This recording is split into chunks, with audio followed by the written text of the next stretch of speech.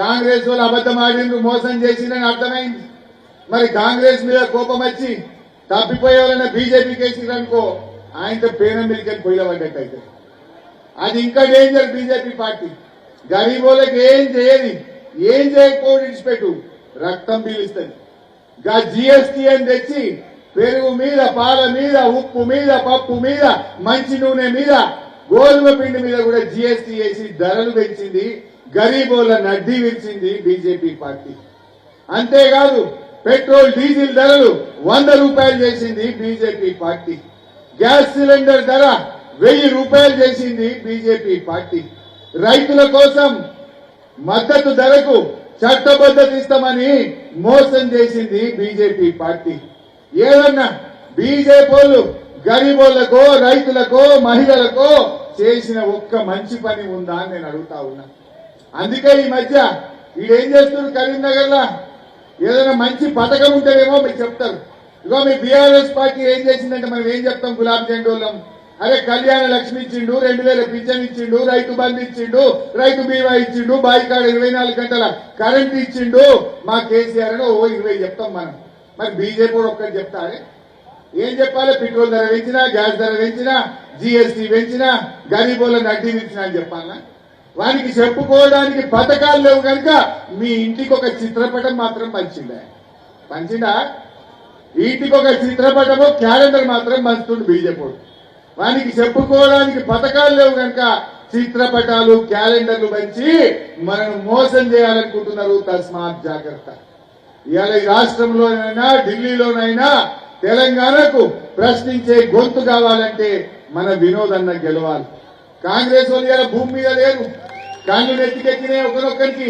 ఏం మాట్లాడుతుంది కోమటిరెడ్డి వెంకటరెడ్డి, ఏం మాట్లాడుతుంది ఉత్తమ్ కుమార్ రెడ్డి. ఇక బీఆర్ఎస్ పార్టీ లేనే లేదట, ఉండనే ఉండదట.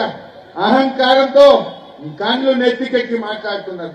అరే మా రైతు బంధు వాళ్ళేదంటే, ఎవరా రైతు బంధు వాళ్ళేదు అంటారు, చెప్పుతో కొట్టా అంటాడు రైతుల్ని. ఎవరు? కోమటిరెడ్డి వెంకటరెడ్డి. ఈ అహంకారంతో కళ్ళు నెత్తికెక్కిన ఈ కాంగ్రెస్ భూమి మీద నడవాలంటే వినోద్ అన్న పార్లమెంటుకు పోవాలి. వినోద్ అన్న పార్లమెంటుకు పోతే కళ్ళు నెత్తికెక్కిన కాంగ్రెస్ భూమి మీదకి వస్తుంది. మనకు 15,000 రైతు బంధు వస్తుంది, 4,000 పింఛన్ వస్తుంది, అక్క చెల్లెలకు 2,500 రూపాయలు వస్తాయి. ఇవన్నీ కూడా దయచేసి దృష్టిలో పెట్టుకోండి. నేను ఎప్పటికైనా ఈ బెజ్జంకికి రసమై అడిగితే ఆ రోజు 20 కోట్ల రూపాయలు స్పెషల్ ప్యాకేజ్ బెజ్జంకి మండలానికి తెచ్చాను. దాంట్లో 14,70,00,000 పనులు అయిపోయినాయి. ఇంకో 5,31,00,000 పనులు మిగిలితే ఈ కాంగ్రెస్ వాడు రాగానే దాన్ని క్యాన్సిల్ చేసింది. ఇదెక్కడ న్యాయం? ఇంకా కొన్ని ఎక్కువ పైసలు ఇస్తావా? నేను ఇచ్చిన పైసలు రద్దు చేస్తావా?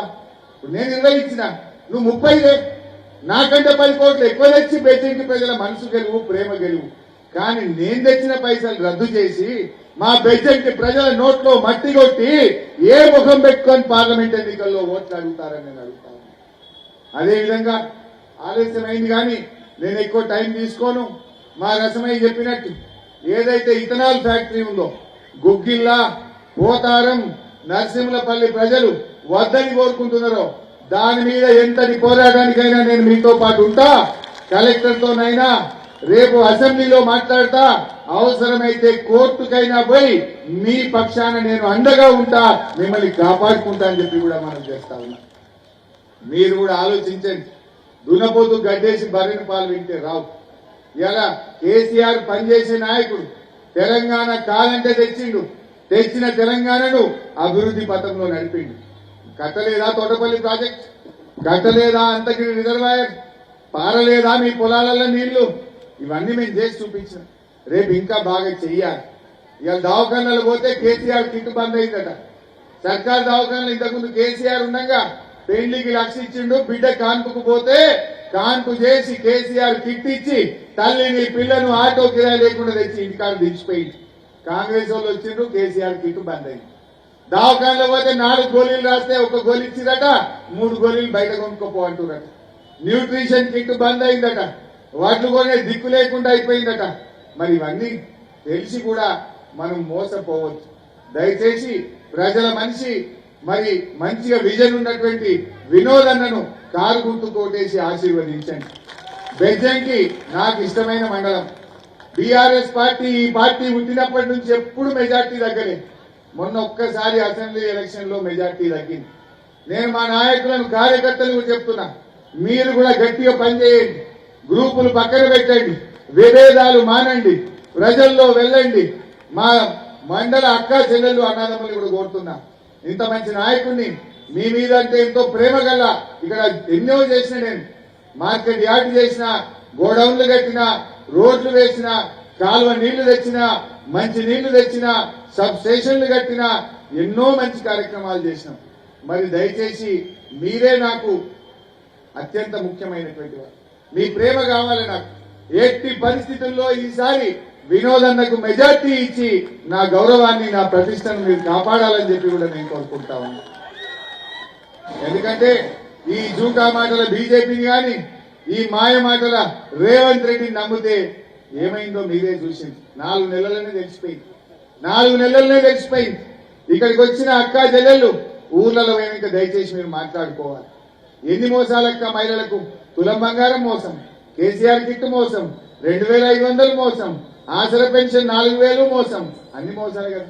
ఒక్కటన్నా అయిందా మీకు? 4 నెలలు ఒక్కటన్నా అయిందా? దయచేసి ఆలోచించండి. అందువల్ల అవి కావాలంటే మీరు కారుకు ఓటేసి వినోదన్నను దీవించాలని కోరుతూ జై తెలంగాణ.